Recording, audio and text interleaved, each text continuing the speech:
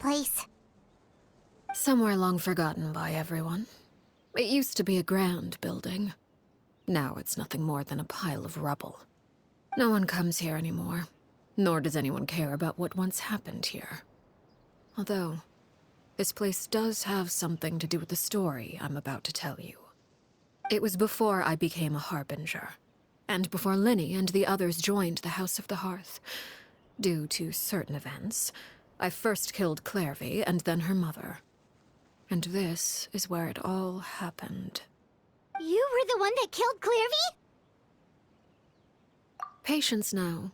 Allow me to explain Clairvy's side of the story first. I'll start from the beginning. Clairvy was 6 years old when she was brought by her mother, Crucibina, to live in the House of the Hearth. From the outside, it seemed like a fairy tale. A thriving family made up of kind adults and friendly children. Crucibina was the knave at that time, and the House of the Hearth was under her control. She was Clairvy's mother by blood, but she was also the mother to all the children in the house. Clairvy was happy here, for a time. But she quickly realized that being part of this family wasn't a fairy tale at all. It was a kind of purgatory. Purgatory? Exactly. The House of the Hearth takes in war orphans from all over Tevat. But as for how to raise them, that depends entirely on the person in charge. Crucibina came up with a novel idea. She would teach the children to fight, force them to duel each other, and then crown as the king of the house the child who proved themselves most worthy of inheriting her title. It's difficult to estimate the number of children who died or were maimed in the process. There's little I can say about the ones who died. The ones that emerged with permanent injuries, on the other hand, well, they still served a purpose. They would be handed over to the doctor to be experimented on, or sent away on dangerous missions. Nothing more than tools to be used and then discarded.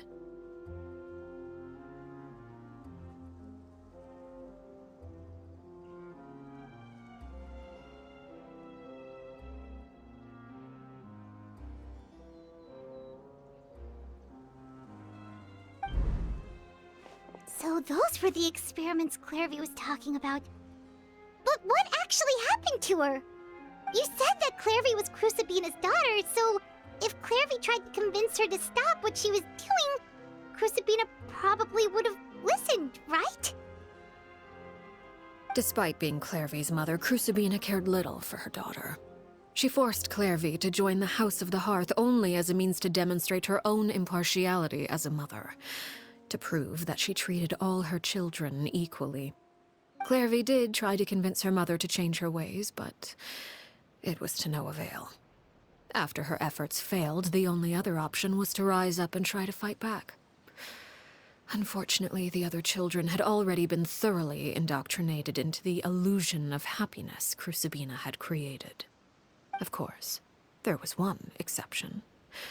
Someone Clairvy's age, who knew the truth about the House of the Hearth. Her name was Peruere. Wait, the friend that Clairvy mentioned? Friend, huh? I suppose we can call her that for now. Clairvy was a cheerful and passionate person with a tenacious spirit. Peruere, on the other hand, was rather cold-blooded. Her cold-blooded nature allowed her to see through Crucibina's facade. Yet, it was also this cold-bloodedness that prevented her from acting against it. At least at first. While Clairvy longed for freedom, Peruere was convinced that, amid all the fighting and violence, she would make it until the end. Despite their differences, the two became fast friends, united by their knowledge of the truth. Clairvy told Peruere that she hoped to create a real family, where no one would be killed or sacrificed. There may have been a certain naivete to her ideas, but Clairvy proved her determination many times over. She tried countless times to run away, ask for help, or expose the truth. But her efforts only earned her beating after beating. The only thing that kept her going was her strength of will. Even with her body racked with pain, she would still stand on her tiptoes and open the window at night. She and Peruere would look out at the moon together, a fierce longing for freedom shining in her eyes. But one day that light simply vanished. Oh no. What happened? Her hopelessness resulted from a culmination of things. 10 years had passed. 10 years worth of failure after failure. She and Peruere weren't children anymore, but finding any chance to escape still seemed as hopeless as ever. It was during this time that Peruere suggested a new plan. If escaping was out of the question, why not take down the very person sitting on top of this throne of lies? Mother herself. Clairvy rejected that proposal. She claimed that, as a famous harbinger, Crucibina possessed an unimaginable amount of power. Trying to kill her would have an incredibly low chance of success. Clairvy never gave another reason, but Peruere could see it written all over her face. Clairvy still thought of Crucibina as her mother. Killing her own flesh and blood was a line she couldn't bring herself to cross.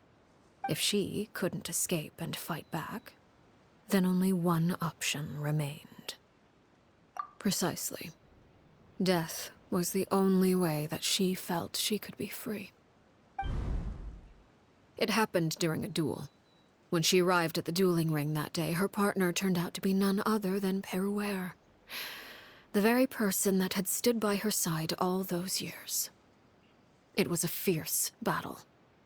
But ultimately, Clairvy decided to let Peruere end her life. From that moment on, Peruere's journey was one written in flames. When the rain finally came and washed it all away, there she stood, the sole victor in Mother's endless game of slaughter. A trail of corpses strewn across her path to success. It was the very result she had predicted 10 years prior. Even then, she believed she would make it until the end. She wasn't surprised by the fact that she emerged as Mother's undisputed heir. Rather, her success left her with an inexplicable sense of restlessness. She was unsettled, and there was only one thing that could quell that sensation. Perhaps you two would like to take a guess as to what it was? Crucibina, you mean? But... Correct. This is the place where Peruere killed her best friend. A mere year later, this is also the place where she fought tooth and nail to kill the mother they shared. The moment she acted, any conception of what was right or wrong ceased to matter. It's one of the principles of the house. Only those who survive get to write the rules. Peruere won the battle, and became a harbinger herself. After which Her Majesty, the Tsaritsa, bestowed upon her a new name. Arlecchino. So the Perry Clairvy was talking about... It was you all along. You're Peruere. Arlecchino is just a name you got later. I left that name behind long ago. I must say, hearing it now does bring back memories. After I defeated Crucibina, the moniker of Mother died with her. I chose to forego the title she called herself, and even chose to give up my own name. I rebuilt the House of the Hearth under a new identity. Not only as Arlecchino, but as father. And that is where the story ends. Anymore. Yeah. Based on what you just told us, Clairvy wasn't a little kid when she was killed. So the Clairvy we met... Was she really a spirit at all? I suppose you could call her an illusion born of flame. Her existence is like ashes to a fire. Something left over in the wake of blaze and ruin. You see, A certain power runs through my veins. It's not unlike a curse. My flames leave behind shadows of anything they consume. Of course, the chances of those shadows morphing into a sentient entity are exceedingly slim. Clairvy is a very special case. Clairvy died when she was 16 years old, but what emerged from the flames was her 6-year-old self. Her appearance wasn't the only thing affected. Most of her memories were lost to the blaze as well. Memory is a mysterious thing indeed. Losing a portion of your memories will alter your sense of self. Lose 10 years' worth, however, and it would be like living in the past. Like returning to a version of yourself that never grew up. No wonder Paimon got such a weird feeling when we were talking to her. Perhaps I should put it this way. Clairvy is someone trapped in time. It may seem like she exists with us in the present, but she truly lives in the confines of her own past. So if all of that is true, then you must have known about Clairvy for a long time. Indeed. She's a rather volatile and unstable entity. Sometimes she would look after the children. She's even saved some of their lives. But other times, she would hide from me and become obsessed with revealing the truth about the house to anyone who will listen. Shadows don't have the capacity to learn or grow. Any new information they encounter is quickly forgotten over time. Your attempts to expose Clairvy to sunlight. They failed, yes. The reason is actually quite simple. In Clairvy's mind, the house is impossible to escape, and it is this very perception that traps her there. But no matter. All I have to do is kill her again, and all will be resolved. I don't anticipate so much as a single speck of ash will be left behind this time. Wait! Paimon can understand why you might want her gone, but isn't there another way? So what if she's trapped in her 6-year-old self? She's still your friend! At least talk to her first! It's too late for that. She broke the rules, and now she must be punished. That goes for Filial and Nentoy as well. She's had quite the effect on them. I hope you understand. The difference between Crucibina and myself lies in our formulation of the rules, not our policy for enforcing them. Upholding the rules without question is a trait we both share, because that is how a household should be run. Is this really what you want to do? Whatever could you mean? Don't you want to say a proper goodbye at least? Whether as a killer or as a father, there are two things that must be avoided at all costs: anger and sorrow. Anger makes you impulsive. Sorrow causes you to waver. Well, it appears it's about time to proceed. Before we arrived, I told some of my well-behaved children to bring our troublemakers here by nightfall. I do believe I've kept my end of the deal. I gave your friends quite a bit more time. As for what happens now, we'll just have to wait and see.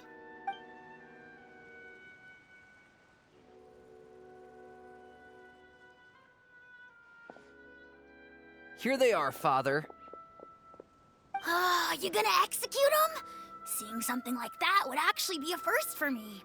Lenny! I'm sorry. I heard about how you helped buy us more time, but I still failed. I couldn't find a way to fulfill her wish. Huh? Are you... Perry? Indeed, it's been a while, Clairvy. Perry! Shh. Stay right there. I'm sorry to postpone our reunion, but first, I believe certain scores need settling.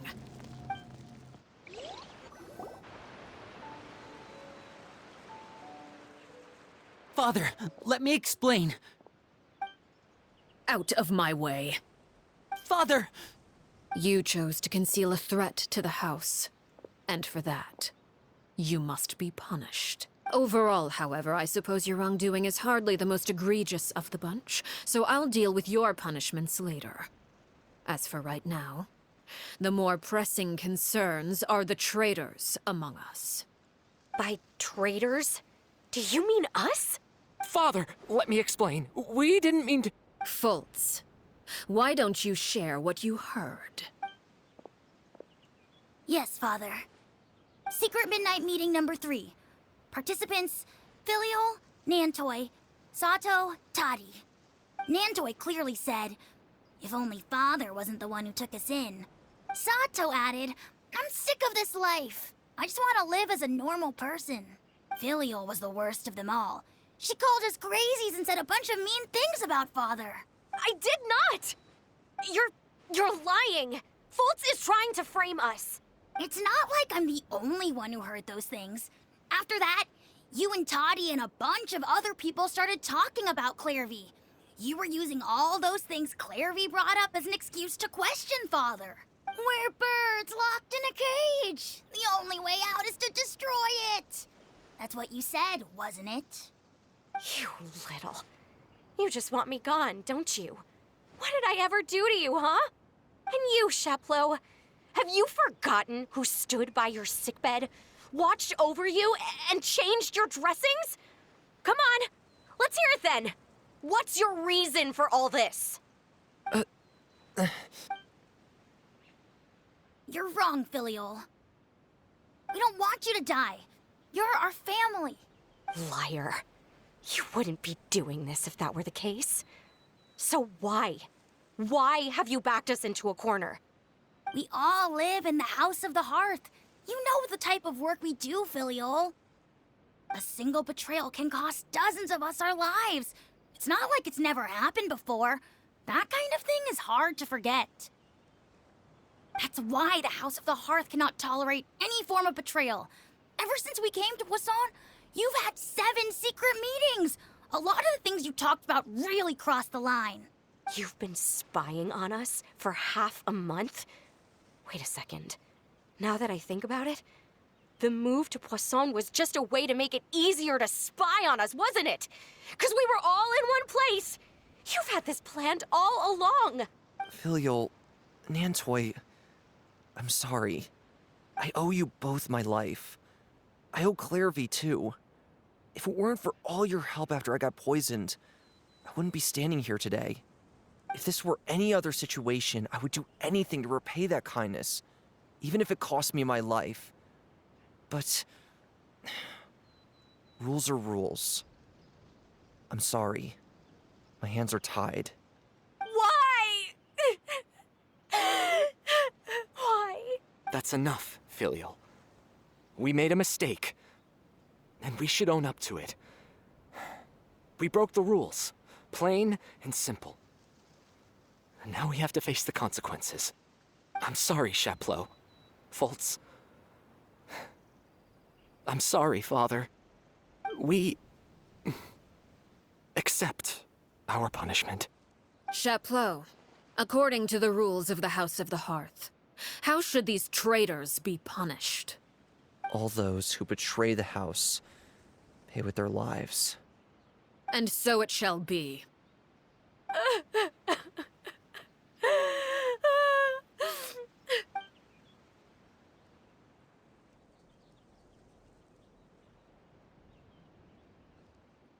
Father, please wait! Something you want to say, Linny? Please reconsider, Father. What Filial and the others did, does it really count as betrayal? We all come from broken families. From the very first day we joined the House of the Hearth, we wanted nothing more than to make it a real home. But the truth is, none of us know what a real home should look like. I'm not saying I have all the answers. All I know is this. Killing Filial and the others may uphold the rules, but doing so will only bring us further away from being a real family than we've ever been. So please, Father, please reconsider. I agree with Linny. Father, please. Linny, you... I also agree with Linny. An order once given cannot be rescinded. However, Given the extent of your determination, I suppose we shall have to go about this a different way. Draw your weapons and face me. Our weapons? Father, are you referring to a duel? Precisely. The rules of the house will not be altered. Traitors must be punished. However, resolving disputes with a duel is also one of our rules, one that also applies to me. Demonstrate a sufficient showing of strength, and I shall offer a concession. Wait. Beat Father in a duel? Impossible. Father is way too strong, even for Lenny.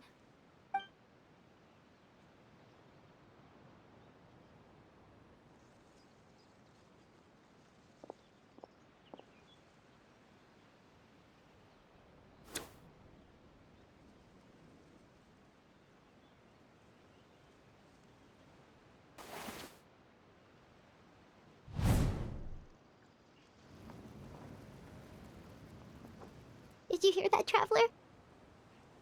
Lenny and the others have to duel the knave. What should we do? Can they really win something like that? If they lose, those people from the house are really gonna be executed.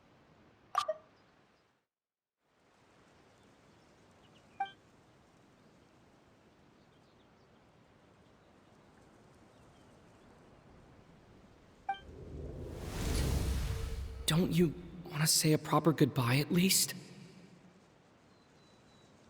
Anger makes you impulsive. Sorrow causes you to waver.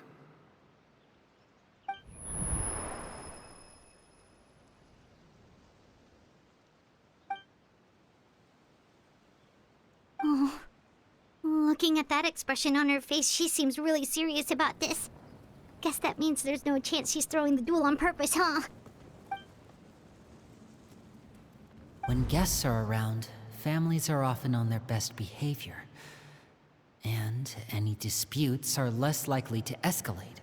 When the time comes, make the choice that you deem most appropriate in the situation, and lend your help to the House of the Hearth. What's wrong, Traveler? Hey, where are you going? Traveler? You're asking to join the duel against the knave? I'll allow it. We do have a ready-made dueling ring at our disposal, after all. All I would advise is this. Keep a firm grasp on your weapon, and give it your all. Any less, and you may just lose your life.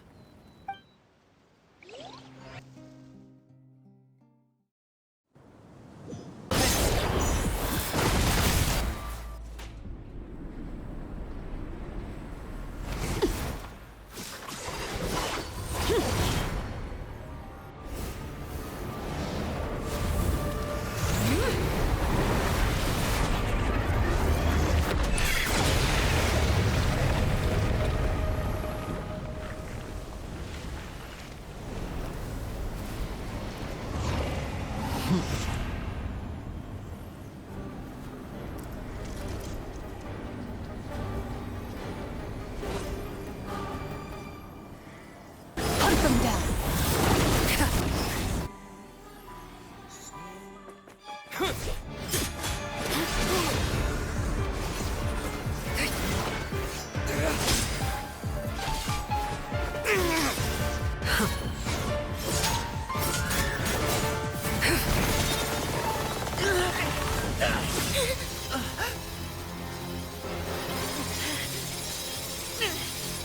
You should know better than to crowd in one place.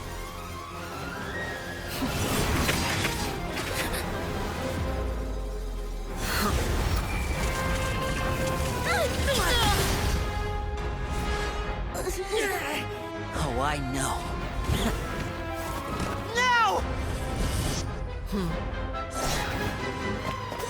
I'm sorry, Father!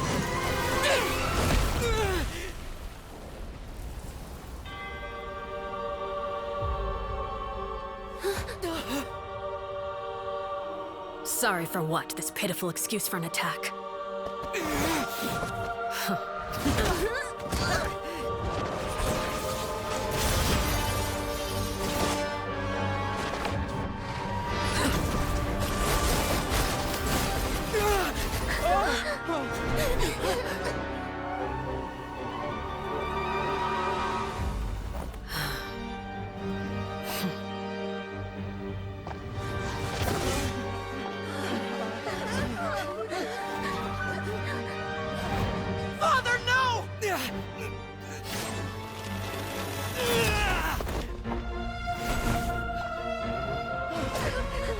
Made it out, did you?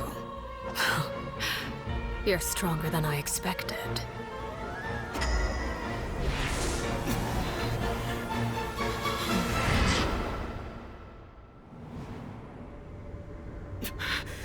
A crimson moon?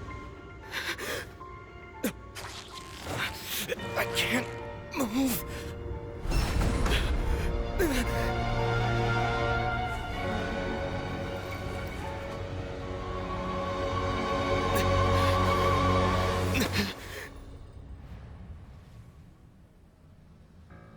Still, not strong enough to beat me.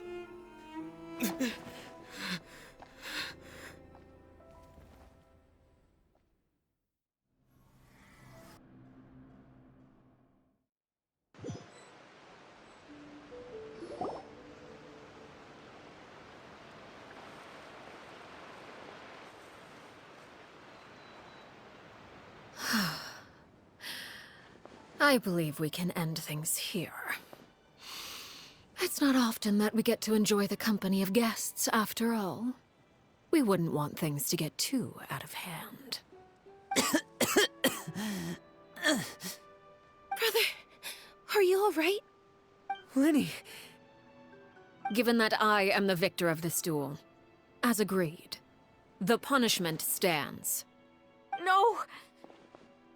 I never thought things would end like this. However, everyone involved in the duel demonstrated a remarkable level of strength and determination. In light of this, I'm prepared to change the method of execution. Elwar, the bottled flames I gave you for safekeeping. Do you still have them? Yes? I wasn't sure what they were for, but I've kept them super safe. I didn't lose a single one. Wonderful. Then, in just a moment, I'll have you administer them. Bottled flames? Indeed. They're the product of a secret experiment. Under certain special circumstances, flames can be extracted from my person and preserved. Once ingested, searing pain will spread across every inch of your body. No harm will come to you physically, but your memories will be burned away. If you can withstand the pain. When you awake, you'll have forgotten everything you know about the House of the Hearth, and will be expelled from the organization. In other words, administering this concoction will kill the version of you that grew up in the house, and give you a new identity.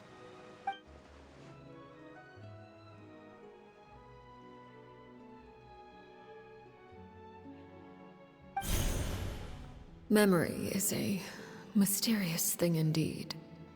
Losing a portion of your memories will alter your sense of self.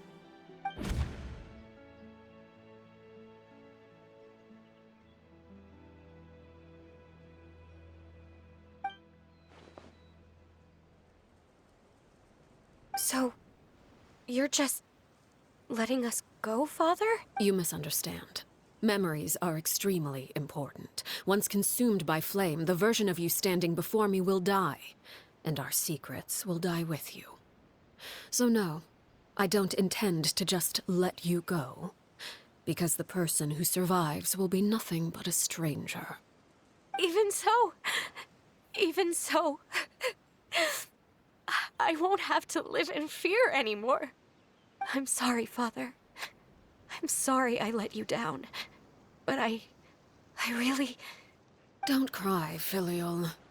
You haven't left the house yet, so there are still rules to be followed, yes? Remember what I taught you. Anger makes you impulsive, sorrow causes you to waver.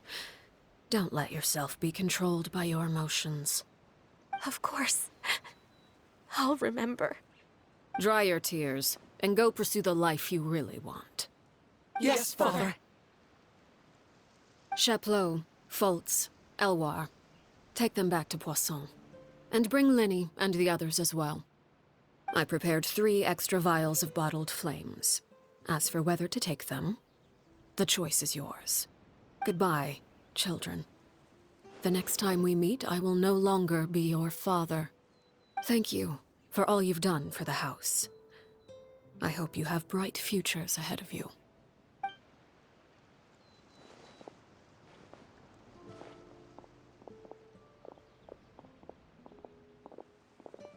Father.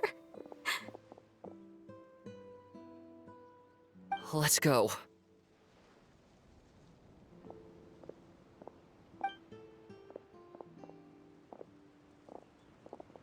Here, grab my arm, Lemmy. I'll help you walk back. Thank you.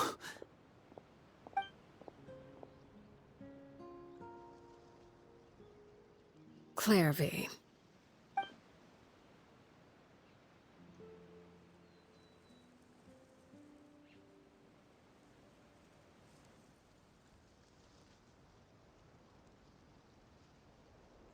Can we talk now? I've been waiting for a super long time. You really are Perry, aren't you? I haven't seen you in so long. How come you're all grown up? Wait, did I somehow travel to the future on accident? Or am I dreaming? What a long dream. Neither. You died, Clairvy. That's what happened. You could have at least sugarcoated it a little. Look, she's that speechless. Oh. Okay then. Huh? That's it? You accepted it just like that? Yep. If that's what Perry says happened, then I believe her. Perry wouldn't lie to me. Plus, I don't really need to know why I'm like this. I'm more curious about what happens in the future. If you're a harbinger now, Perry, that means Mother is gone, isn't she? Can you tell me about it? I want to know what happened to her. And to me. You never stopped trying to defy fate. At first, no one believed you. You could only vent your frustrations to the moon. In fact, you often sought comfort in the night sky. You wanted to see the aurora, so one night we promised each other we would go to Snezhnaya to see it together. Later on, you tried to run away, but you were brought back each time. Mother spared your life, but it wasn't out of kindness. Instead, she decided to make an example of you by slowly torturing you over time. That way, the other children would know what happens to traitors. Still, you never gave up. Mother hoped that through ruthless duel after ruthless duel, she would be able to crown an ultimate victor among the children she raised. But you called on everyone to unite, to fight to a draw in order to reduce casualties. Your efforts may have only delayed the inevitable, but still. You gave them hope. You tried everything you could think of, but every attempt ended in failure. Still, you never turned your sword on Crucibina, and you never turned it on me. On that gloomy day, you told me, "For the last 16 years of my life, I've done everything I can to fight for freedom. But now, I realize that the only freedom I truly possess is the freedom to choose to die." I never imagined I would say something like that. I must have been feeling really worn down. But somehow, I still think I understand. According to Mother's plan, only one of us was going to make it until the end. And I always hoped that person would be you. If I could do it all over again, I still don't think I would make a different choice. Even when I first met you, I knew you'd be able to do what I couldn't. Is that so? Even now, I'm not sure I truly understand what kind of freedom you are trying to pursue. But as the head of the House of the Hearth, and as the children's father, I've tried to give them the most basic of freedoms. The freedom to choose their own fate.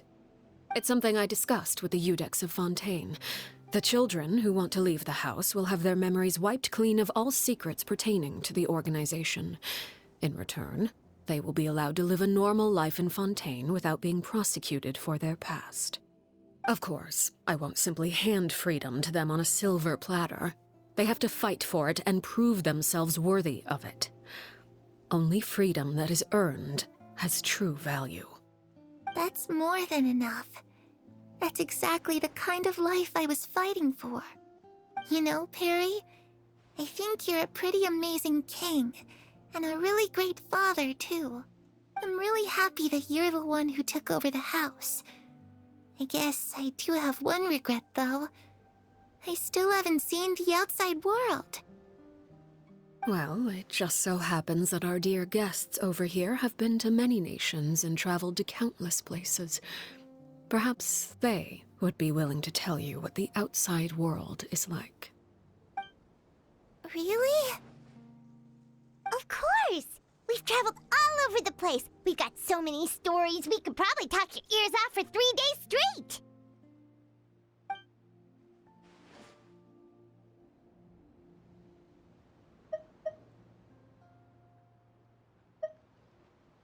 I was always too afraid to skip Mother's fighting lessons. But at the academia, I bet you could do all sorts of secret things in class. Things that have nothing to do with studying. I'm just kidding. Being able to study whatever you want without having to fear for your life actually sounds pretty great. You know, I used to dream of being a bard. Playing the lute while singing into the winds of freedom. Even if there was no one there to listen, I would have continued to sing no matter what. Those yokai you mentioned, what do they look like? I once saw a drawing of this one guy with horns on his head and a super scary face. Are there any yokai like that? Oh, sounds like you're talking about an Oni. Yep, we've met one, and let Paimon tell you, they're not nearly as scary as they look. Ah, that's where Mora comes from. I never knew that before. If I had some Mora, I would buy 3 new dresses. One for me, one for Perry, and one for Mother. It's just too bad Perry doesn't like wearing dresses. And Mother... she probably wouldn't accept something like that either. I guess I'd just have to keep them all for me then. I could wear a different one every day.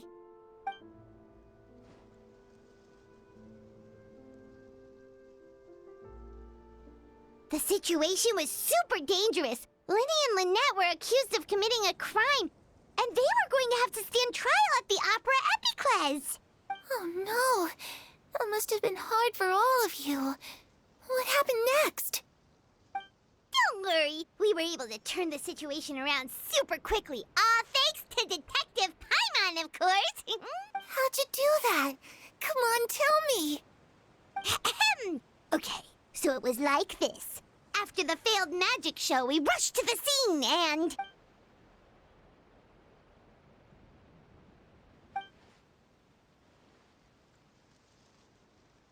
Shadows don't have the capacity to learn or grow. Any new information they encounter is quickly forgotten over time.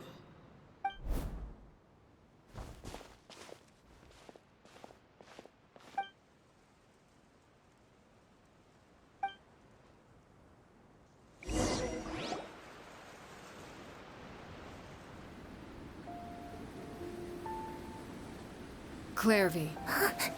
You've worked tirelessly from the shadows to overthrow the House of the Hearth. Now, by my authority as the Knave, I shall announce how this matter ends. You are hereby expelled from the House of the Hearth. You are no longer tied to this place, nor are you bound by its rules. You're saying that I can finally leave? I get to experience the outside world as well? Oh, I almost forgot. There's no getting older for me. Still, seeing who you grew up to be makes me really happy, Paraware. Take care of yourself. Goodbye. May we meet again someday.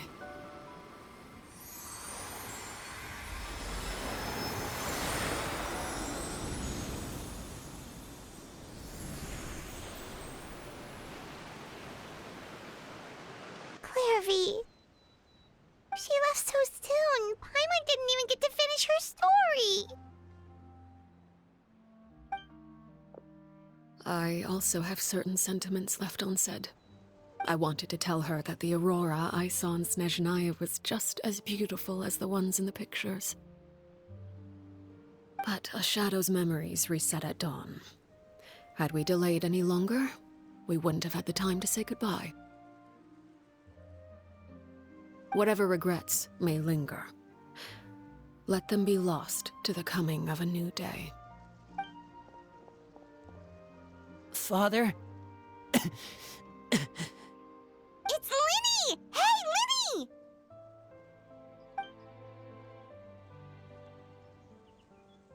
What is he doing back here? Let's go check it out.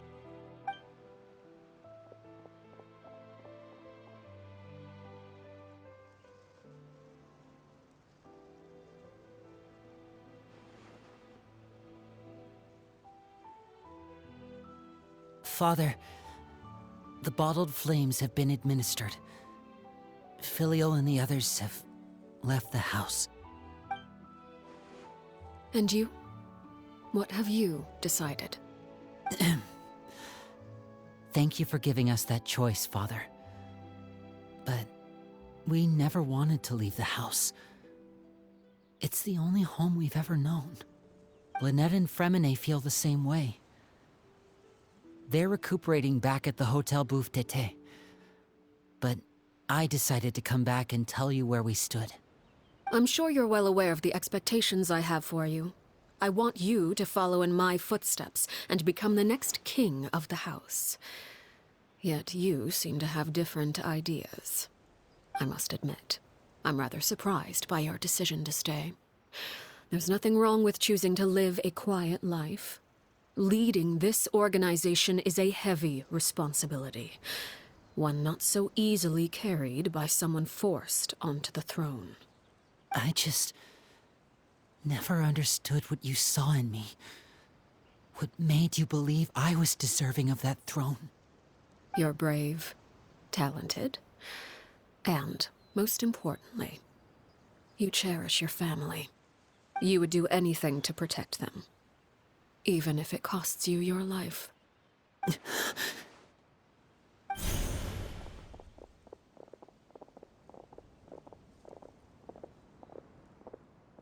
Speaking up back there was so brave of you, Linny.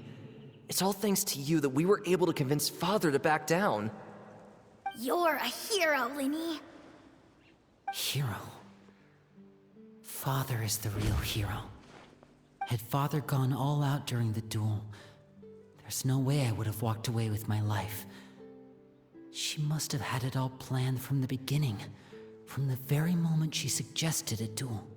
I'm not deserving of that title. I'm not strong enough, or smart enough. You're wrong.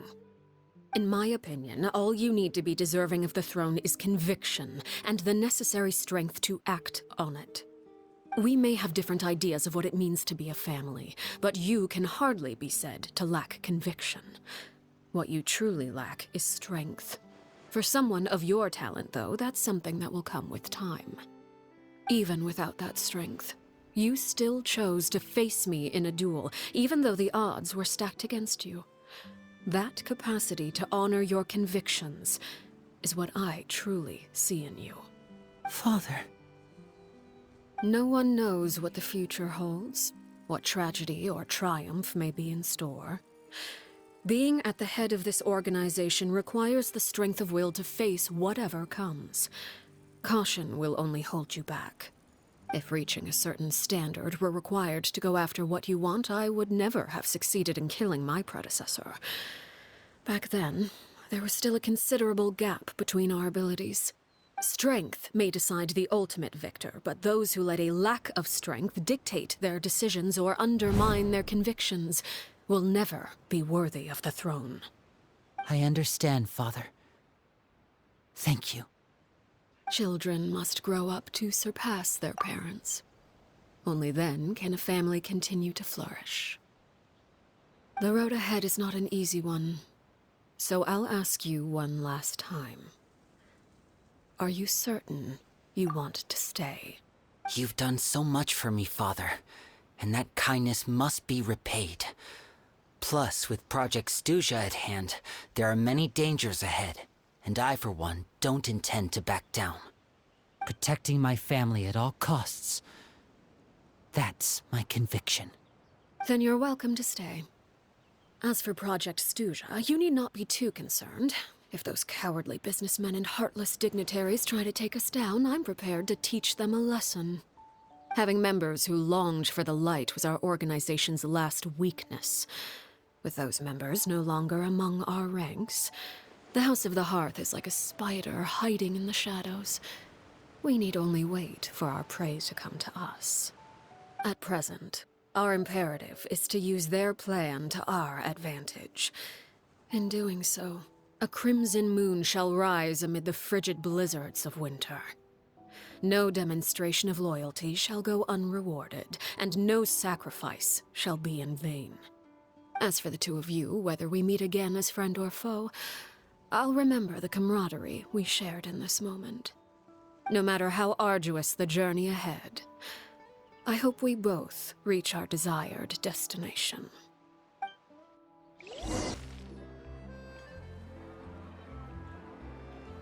Lynette? Fremine?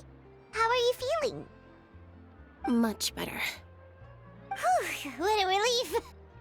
What about you? Are you feeling alright? I knew you'd come out unscathed. Us, on the other hand, well, we've been bedridden for 2 days. I couldn't even turn over. Oh, and I wanted to ask, is Clairvy gone? Linny and the other members have left Poisson and returned to the House of the Hearth. According to him, there haven't been any more sightings of a spirit roaming the house.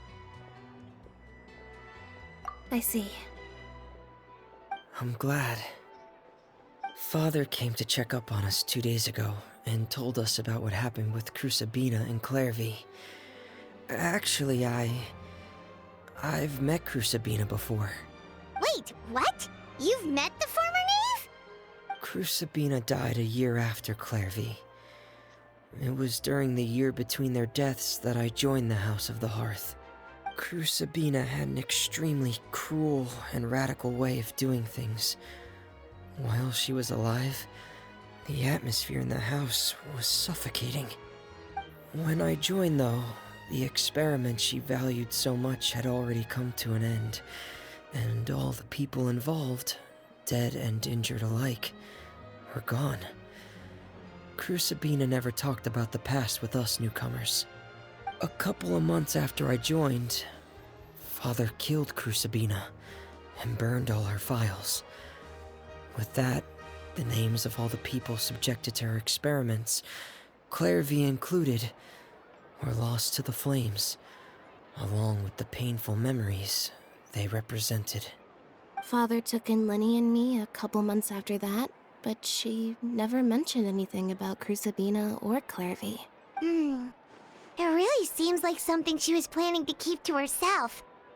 The last time you talked to her, did she mention why she kept it a secret for so long? She said she didn't want us to be affected by the darkness of the past. She was worried we'd develop a false sense of gratitude towards her if we knew about it.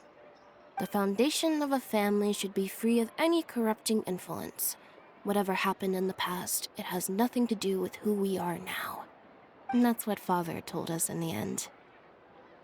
But I still thanked her for everything. It was only after hearing about what Crucibina did that I finally realized how insignificant our lives could have been. If Father hadn't taken over the House of the Hearth, I probably would have already... Father rarely brings up the fact that she saved us. She doesn't believe that being indebted to her should be what ties us together. But even if we didn't owe her anything, we would still choose to stay. Because this is our home. We may have arguments or times when we feel wronged. Some people may even choose to leave. But as long as Father is here, we will always have a home. Whether the path before us is bathed in sunlight or shrouded in shadow, we'll follow Father wherever she chooses to go. So I wanted to say thank you for helping us make it through this crisis. Without your help, we could have lost a lot more along the way. Oh, we didn't do anything, really. Of course. You're welcome anytime.